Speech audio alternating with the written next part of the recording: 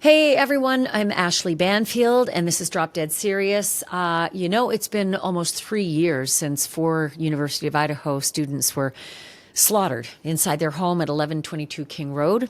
And it's been almost 3 weeks since Bryan Kohberger was sent off to the Idaho Maximum Security Institution to begin serving a sentence for the rest of his natural life for committing those murders.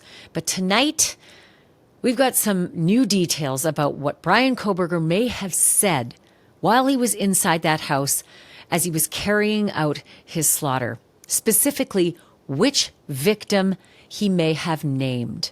We also have some information about what Kohberger was doing right after the murders. Spoiler alert, he called his mommy. He called his mother within 2 hours of butchering those kids, and he didn't just call her one time. Wait until you hear how many times and how many hours he spent on the phone with his mommy right after stealing those kids from their moms. And thanks to digital forensics and an expert duo who was tasked with analyzing Kohberger's phone and his electronics, we have learned some very creepy details about Kohberger and his relationship with his parents. It is all very unsettling, and frankly, it is giving Norman Bates in the movie Psycho vibes, through and through. And we've just discovered some amazing details about what these forensic analysts found and what they did not find in his electronics that the rest of us all have in ours. Like, you will not believe the number of contacts Bryan Kohberger had saved on his phone. I don't know about you, but I have upwards of 5,000. I use my phone for everything. I use it for work, and I'm a journalist. I've got contacts coming out the yin-yang for 35 years, 38 years. Who's counting? And I'm guessing you have hundreds, maybe you have thousands as well of contacts in your phone. Bryan Kohberger, you could fit every one of his contacts into a Sprinter van. Also new, we're learning about a book that Kohberger owned and passages that he highlighted on page 118. And let me tell you, it's very, very informative about who he was and what he was thinking. And it takes the story to an even darker place. I am going to get to all of that in just a minute. But first, a quick thank you to all of you for supporting my channel. You just know I couldn't do this without you, so I am very thankful that we have this. I'm thankful to the viewers. I'm thankful to the listeners and the followers. And I also couldn't do this without sponsors either, because they really do make this podcast possible. Like Morgan & Morgan, a company I've partnered with. If there is anything that this podcast, Drop Dead Serious, has shown me, and maybe even shown you, it's that the world is pretty unpredictable, right? And having a good lawyer is a very smart move. And that's where Morgan & Morgan comes in. It's a firm with over 1,000 attorneys. Let me tell you, they win a lot. They win a lot of their cases. Just check out the statistics. In the past few months, Morgan & Morgan has secured a $9.3 million verdict for a car crash victim in Florida and a $5.6 million verdict for another car accident victim in Atlanta, not to mention the $1.8 million in Kentucky after insurance offered a mere $5,000 in the case. Look, even if you don't think that your case is worth millions, why not start a claim and find out what it might be worth? At the very least, you should be fighting for what you deserve. Morgan & Morgan makes it extraordinarily easy. I'm not kidding. You can start a claim right from your phone, and you can do it in just 8 clicks.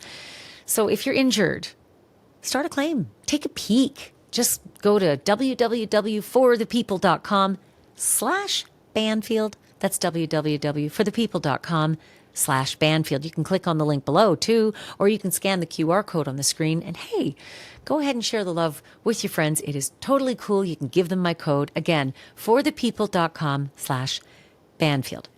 Now, back to the breaking new information about Bryan Kohberger, much of it from these forensic experts who got into his Samsung phone and gave it a digital reaming. Heather Barnard and her husband Jared Barnard are the expert duo who led the team tasked with examining Bryan Kohberger's phone and his hard drive. And they discovered that less than 2 hours after the murders, at 6:13 a.m., Kohberger picked up his phone and he called his mommy. But there's a twist here. There's a really weird Like I said, Norman Bates-like twist here, and I'll have more on that in a minute. But remember, Kohberger's white Elantra was seen on surveillance video tearing out of that neighborhood where 1122 King Road sits, like a bat out of hell. That was at 4:20 a.m. So again, less than 2 hours after he slaughters 4 innocent college kids, he's calling his mom. Now, we have seen some of the details and motions that were filed by the state and the defense leading up to Bryan Kohberger's trial, a trial that, of course, never happened because he just went ahead and pled guilty. But here's what's new. The Barnards, the digital forensics team, said that Kohberger's digital breadcrumbs showed that he had a strange way of referring to his parents. For one thing, he saved them in his contacts as mother and father, not mom and dad the way most of us do. And okay, maybe that's not so weird. But what is bizarro is that those are the same names he used to talk to them and text with them.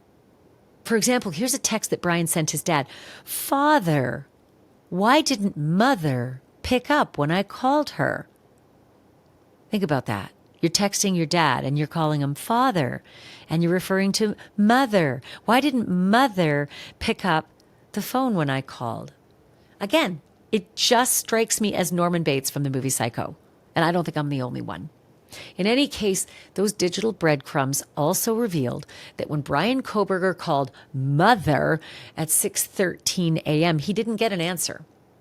So 1 minute later, he called father. And the Barnhards say that this was actually a habit of Kohberger's. He would call mother first, and if she didn't answer, he'd call father right away. And he would go back and forth like this. And here's another actual text. Father, why did mother not respond? Why is she not answering the phone? It's just bizarre.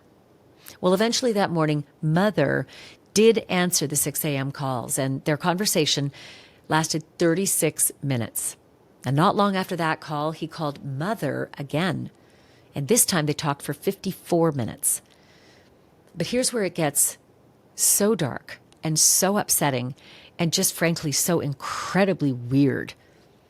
Those 54 minutes that he was on the phone with his mother the second time, again, first time it's just 2 hours after the murders. The second time, those 54 minutes overlap with the time that Kohberger was driving back to Moscow, back to the King Road murder scene. Do you remember when we were in the change of plea hearing for Kohberger and the Latah County prosecutor Bill Thompson said that the killer spent about 10 minutes back at the crime scene right around 9 a.m., right? At 9 a.m., it's still real quiet. The roommates are still downstairs in the basement. They do not know what's on the second and third floor of the house. They do not know the bloodbath that has happened. They think some weird stuff happened that night, but they have no idea that a quadruple murder happened. At 9 a.m., it's quiet in the neighborhood, at the house, but Kohberger is back there. He's back there. And I think we all know why, right? Really good bet. He's back there looking for the knife sheath that he now knows he left behind. And oh shit, that thing is going to lead right back to me. That is a colossal mistake. That is worth me risking going back to the scene of the crime in the bright and early morning hours. Wow. Talk about unbelievable balls or unbelievable fear. But he's on the phone with his mother. At the time, he's going back to the place he killed the kids. All I keep thinking about is, what did mother hear in the background? Right? She's on the phone and he's skulking around that property. And we all know now what he did, right? He went up the side road, parked in that back parking lot area, scrambled down the embankment and went in the back sliding glass door at the back of the house and went out the same way he came in. So he's thinking, maybe, God, I hope, did I drop that sheath outside? Will I find it outside? God, please let it be that I dropped it outside, not inside, because there's no way in hell I can go back into that house. I left some of those girls alive. So he's skulking around. Mom's on the phone. and the leaves are crunching under his feet and the twigs are breaking. It's November, it's fall in Idaho. Snow is falling actually, periodically in those days. So is mom hearing all the crunching, all the walking around? What's he telling her? Why are you outside? Where are you, Bryan? What are you doing? Oh, I'm just out for a walk, Mom. In the place where I slaughtered 4 people. Anyway, what are you up to? What are you and Father up to? Here's what I really believe. I'm a mother. I don't think that he told her anything about what he'd done. Because as a mother and as a father, I don't think there's any way in hell they wouldn't have been on a plane that day out to get him. Instead, it was almost 6 weeks, I think, until Dad finally flew all the way to Idaho to drive all the way back with him. And if your kid had told you anything of these horrors, you wouldn't just wait 6 weeks and drive out to pick him up. I really honestly believe in my heart there's no way that Mrs. Kohberger was being told anything of substance. Maybe she's being told that he's feeling off or upset or he needs comforting in some way or he's agitated or something, whatever the bullshit is he fed her. She definitely thinks that something's wrong because how could you be normal? How could you be at all the same person after you commit that kind of a horror? Anyway, so the digital experts, the Barnharts, say that Kohberger is still on the phone with his mother at 9 a.m. and that the call lasted another 9 minutes. So he's at that house, skulking around for 9 minutes with Mom on the phone. Calls his mom within 2 hours of the slaughter. Calls her again while returning to the crime scene in the morning. Got to imagine, what is going through this guy's head? What's he in need of? What comfort does this monster need from mommy or mother? And that wasn't all. 2 more calls came later in the day. A 2-minute conversation he had with his mom at 4:05 p.m. And then another call at 5:53 p.m. And guess how long it lasted? 96 minutes. An hour and a half. Almost 6 o'clock at night. And this call is an hour and a half. And at this point, the news is already broken, right? You know that the shit hit the fan in Moscow. You know that the news is all over it. You know that Pullman, Washington, and Moscow, Idaho are just alive with the reporting of the Truman Capote-styled in cold blood murders that have happened just off of campus. So it's now big news, and Bryan knows it. He's seeing it. And he's calling his mommy right before 6 o'clock. By the end of the day, the same day that those 4 young lives were cut short in the most brutal and sadistic ways, Kohberger and mother had spoken for over 3 hours. And in case you're curious, the digital experts said they could find no text messages with friends. They found no social plans on his phone, no chatter with anyone outside his family, just a benign group chat. That was it. Here's the really big piece.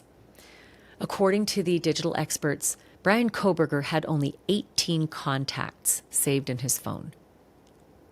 18. You just imagine that 18 is your whole social circle. And some of those contacts were people that he hardly even knew, if at all. Didn't even list them as a name, just kind of like a description, like somebody I ran with, someone with the hair. The Barnharts said that Kohberger's digital data showed that he had sometimes called his mother as early as 4 o'clock in the morning. I talked with this forensics team on my NewsNation show, Banfield. Big shout out to NewsNation and the amazing team I work with. We're on at 10 p.m. Eastern. So if you ever get a chance, please check our show out. And here's what Heather and Jared Barnhart had to say about their work on Bryan Kohberger's Samsung phone and the rest of his electronics. Our conversation was absolutely fascinating, to say the least. Have a listen. Heather and Jared, thank you so much. Wow, I have wanted to talk to you guys for a couple of years now. So, Heather, let me start with you. He called his mother within 2 hours of the murders. He called his mother as he returned to the scene of the crime, not even 2 hours later. He called her 2 more times and all told spent 3 hours on the phone with her. Was this out of character? Was this a binge of calls to mom that you were able to identify on his telephone? This was his normal behavior, reaching out to mother and father repeatedly. If one didn't respond, he would reach out to the other. He would constantly text them and call them starting as early as 5 or 6 in the morning, his time. And his parents were Eastern. And then also at night to almost talk him into going to sleep and being able to rest. So, Jared, as I was looking at some of the text messages, I was so, I was just jarred by the way he referred to his parents. He texted them. Now, correct me if I'm wrong, but the wording is pretty close. Father, why is mother not answering the phone? Why is she not picking up, father? He called his parents formally by the names father and mother when speaking to them. Did you see that consistent throughout his text messages to his parents? Yes, I did. It's eerie. It stands out from any other case that I've worked in that, just the terminology, the phrasing that he used there. I said exactly what you said in the intro. It's Bates Motel. It is this feeling of that movie and Mother, and it's just super eerie. Yeah, I mean, I thought maybe I'm the only one, but I'm starting to get that vibe from you, from my colleagues, from people I've been talking throughout the day about this. Some people do use a formal name, but knowing what he's capable of now, knowing who he is, it just raises the hair on my arms. About the contacts in his phone, he called his father and mother as contacts in his phone. But what about other contacts, Heather? What about other text chains, other communications? Did this guy have any community of his own? He had 18 personal contacts. 18. So think about all the people you meet and the hundreds of random numbers. And they were even identified as girl I ran with, second girl I ran with, a contact and in parentheses, hair. But then there was mother and father and his sister and just a few others. 18. And he's, he's in his 30s. Like this, that's unbelievable in this day and age. It is not unusual for people to have well over 1,000 contacts, many thousands of contacts at this stage in our lives. Everything is on our phones. Everything's digital. What about text chains? Did you see any communications with other people other than mother and father? Not really. No, it was, I couldn't name a single person that he communicated with other than just his parents. There was some one-off communications here and there, and there was some emailing and other things. But for texting, if you think of the friend that you sent a message to on a whim, there wasn't one single person like that. And I know that we learned during the final hearings before he was sent packing to the Idaho Maximum Security Institution that he had done quite a job at scrubbing a lot of his devices. How good a job, and how were you able to get past some of what he thought he put over on you? This was one of the hardest investigations I've ever worked in 23 years of looking at digital data. He cleaned up well. He knew how to use VPNs. He knew how to use incognito browsing. Where he messed up, downloads on his Android device. He also didn't consider the fact that even on a PC, if you delete, every contact leaves a trace. So we can see the files when you turn something off. We can see when you clear something. All of that was left behind for us.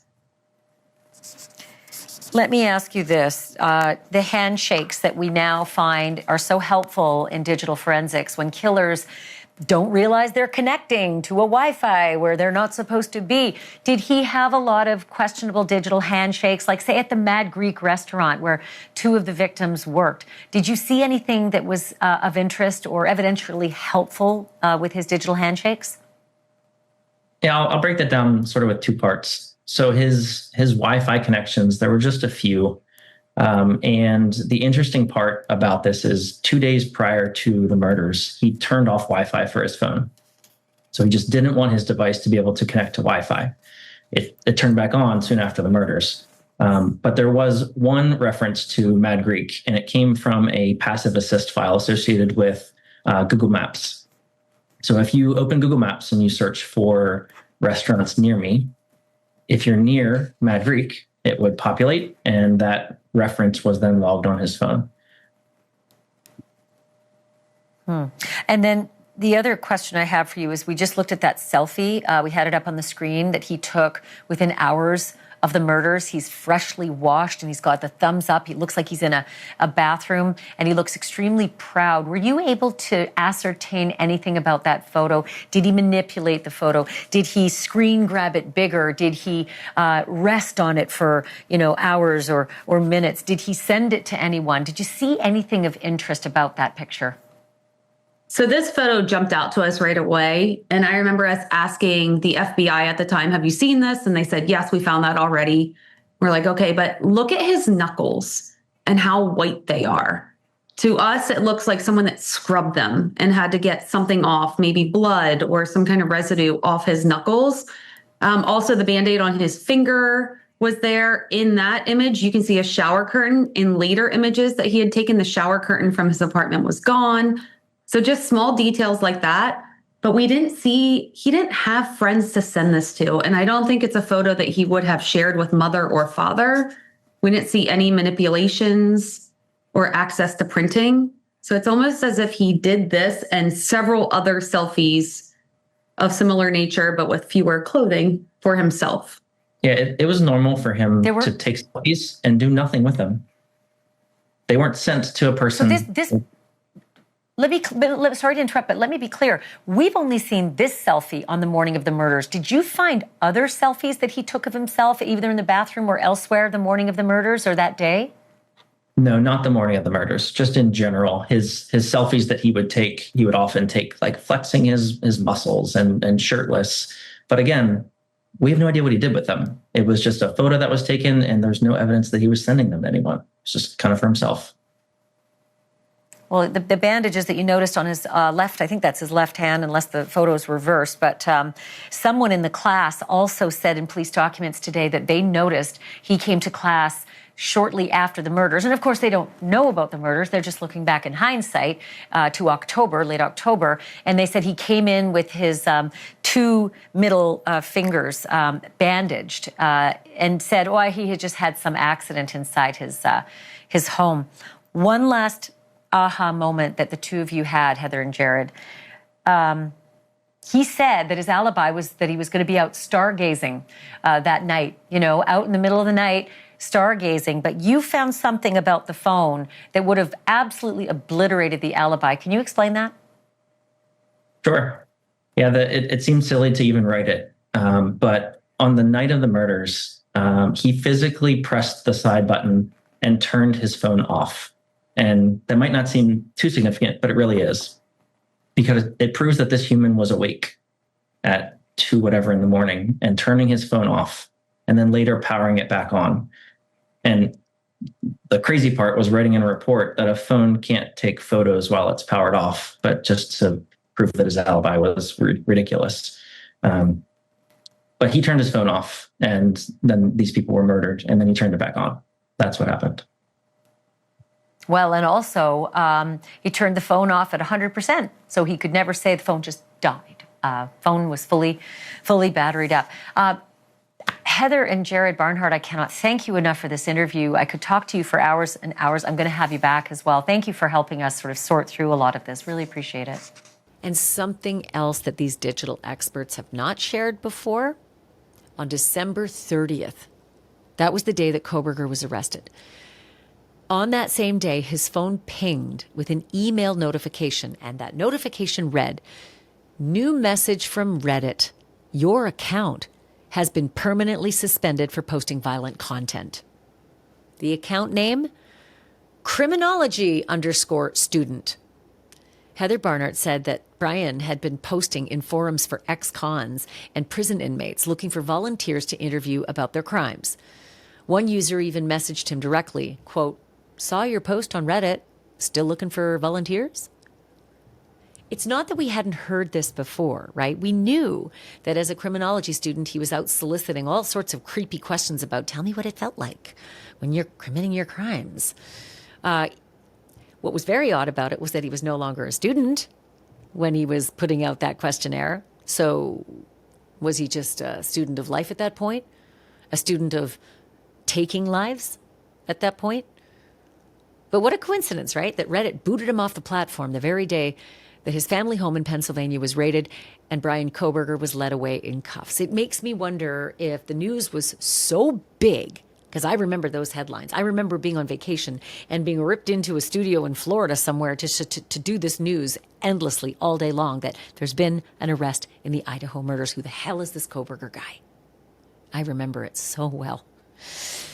But since it was wall-to-wall news, maybe Reddit did a quick look. Maybe they said, yikes, let's make sure we don't have him on our platform. And maybe they found him real fast and pinged him off even faster. Because I can't imagine that it's just a coincidence on December 30th that, we just, weirdly found these very violent, postings. Bye. And interestingly, they weren't that violent. They were just, the musings and questions of what would be considered a normal criminology study. I think Reddit knew exactly who this guy was and wanted them the hell gone. I should tell you, we also learned a whole lot more new information from about 600 pages of new police documents that NewsNation just obtained. And buried within those documents, something we had never heard before. You might remember one of the surviving roommates, Dylan Mortensen. She did over a half dozen interviews with the police about what she saw and what she heard the night of the murders, when she was the only eyewitness to the shadowy figure all dressed in black with the mask and the bushy eyebrows. I have read all of her interviews with the police, and Dylan was remarkably consistent in all of them. But there was one statement to police that contained something different, something extraordinarily revealing, if Dylan's memory is correct. Dylan Mortensen told police that she heard Bryan Kohberger say the following: "It's okay, Kaylee. I'm here to help you." When I read that, I had to look again. I thought, that's a mistake. That's a typo. That's not what's been in all the documents leading up to now. But that reference in that interview to the police on that day, it's an actual reference to one of the murder victims, Kaylee Gonzalez, and the first time we're ever hearing that Kohberger might have even known one of the students he killed. Maybe it means that Kaylee was the target, or maybe at least one of the targets. Here's what the document actually said verbatim. Quote, "Sometime in the early morning hours, Redacted," meaning Dylan, "was awoken and opened her room door and heard a male say, quote, 'It's okay, Kaylee. I'm here for you,' end quote, and crying. She then shut the door. A short while later, she opened her door again and saw someone approximately 5'10" tall, dressed in black with a ski mask, standing in the kitchen," end quote. Now, this could be a mistake, right? It could be a mistake that she made that was corrected in her later interviews, because every other version of her interview that she gave, we've heard Dylan saying that she heard a voice saying, quote, "It's okay, I'm here to help you."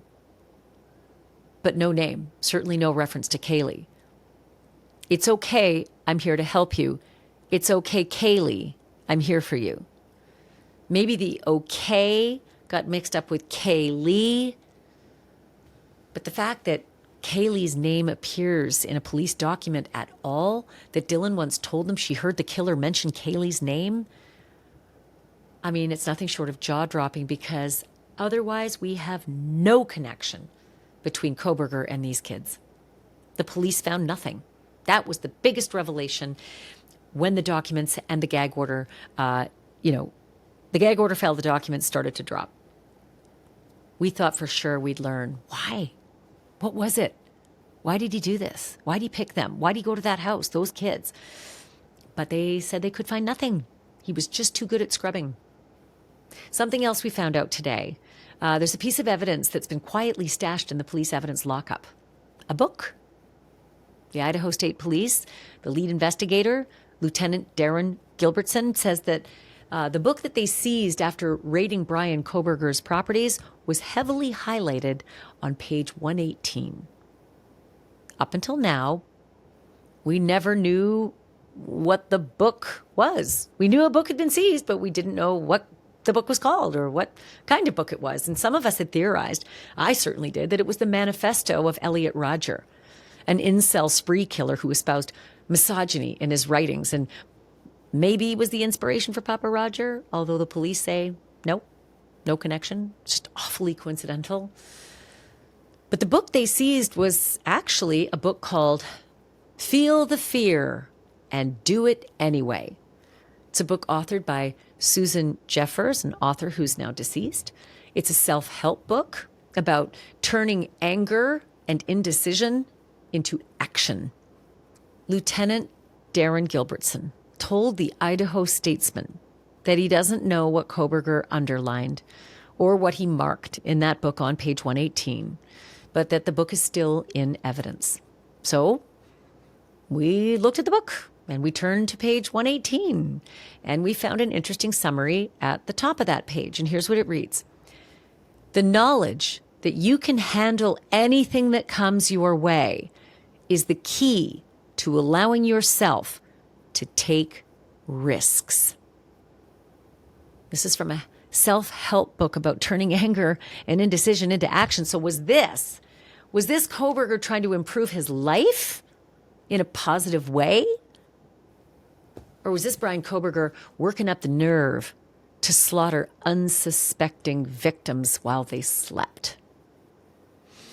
One thing we can tell you for sure, Kohberger was on a quest to learn as much as he could about pulling off the perfect crime. And there's a trove of new information about that in this new batch of documents obtained by NewsNation. The documents show that even before the quadruple murders at the University of Idaho, Bryan Kohberger was already setting off alarm bells in Pullman, Washington. That's where he was, of course, a doctoral student in criminology at Washington State University. Fellow grad students of his and the professors who were there, they've described Kohberger as difficult in the past. We knew that. But this new information in these documents takes it to a whole other level. It turns out that the red flags were actually a crimson tide when it came to Kohberger.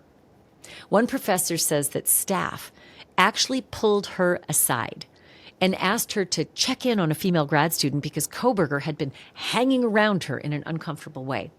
Sometimes he would physically block the office door where several women were inside working. That professor said that more than once she'd hear a female student say, quote, "I really need to get out of here." And that professor would then step in the room, walk right into that office and give that student kind of an opening, to leave and to get out the door. And in class, Kohberger was fixated, laser focused on burglars.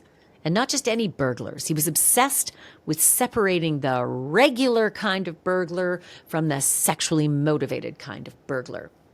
And then almost like clockwork, he'd steer the conversation back to serial killers over and over again.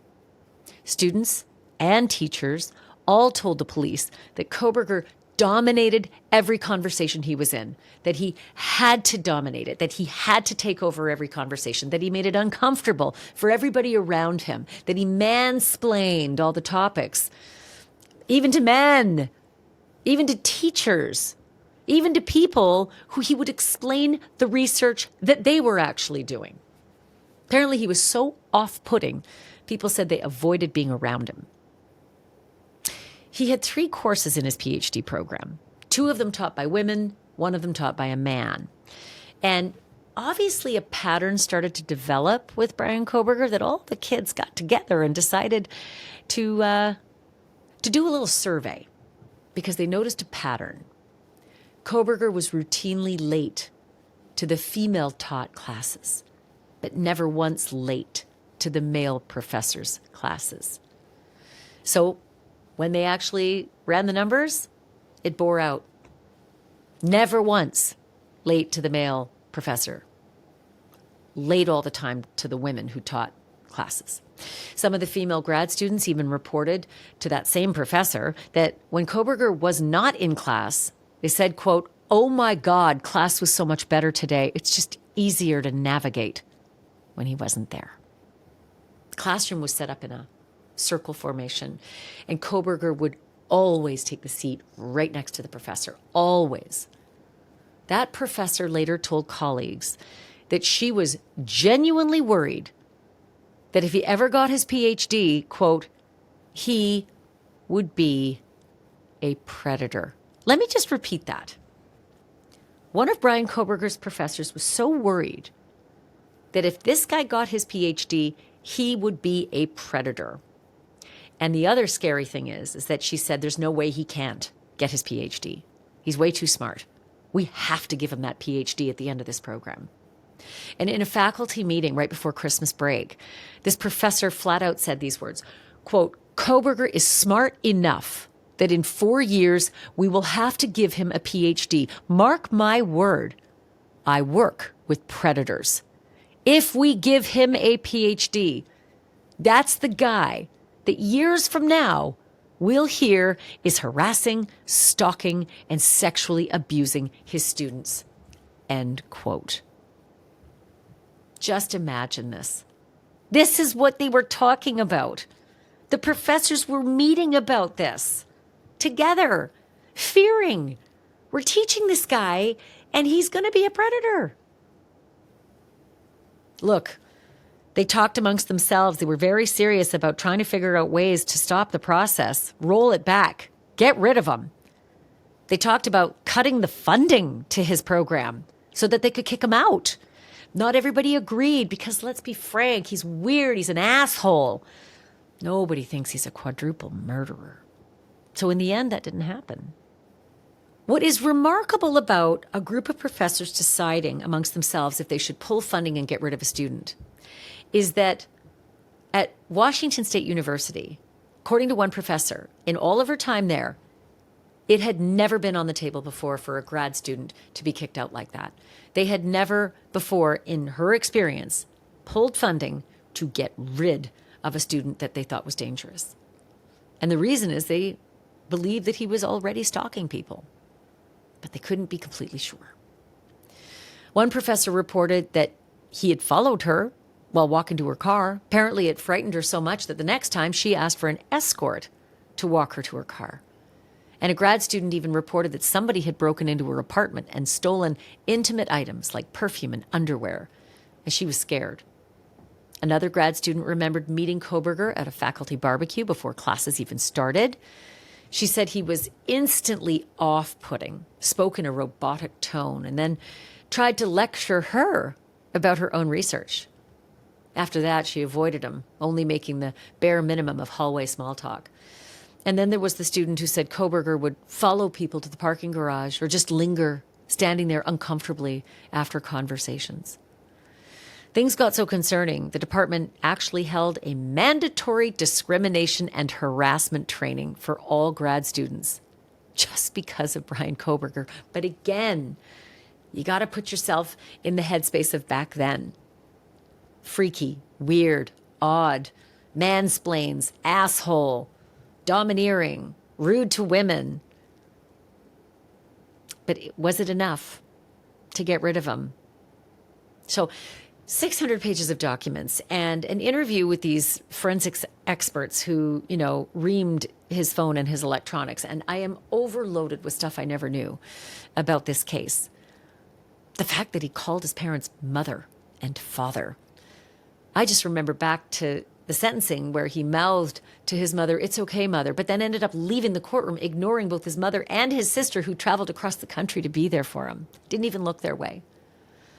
The fact that a professor believed in the future he was going to become a predator, that they just kept teaching him more and more information to become a PhD level predator. The fact that we heard it's possible Dylan Mortensen heard Bryan Kohberger say, "It's okay, Kaylee. I'm here to help you." Maybe she changed her mind later in the interviews, but that interview's on paper, and she said it. All of this we're processing as I keep thinking about how many sleepless nights Bryan Kohberger is having now and will have in the future at the Idaho Maximum Security Institution. They're banging on the doors. They're yelling through the ducts. They're taking turns and shifts to make sure the harassment of Bryan Kohberger goes on all day and all night. The inmates organized this themselves. They knew he was coming, and they planned it themselves.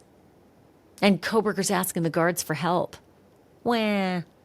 But doesn't look like the guards are doing anything for him.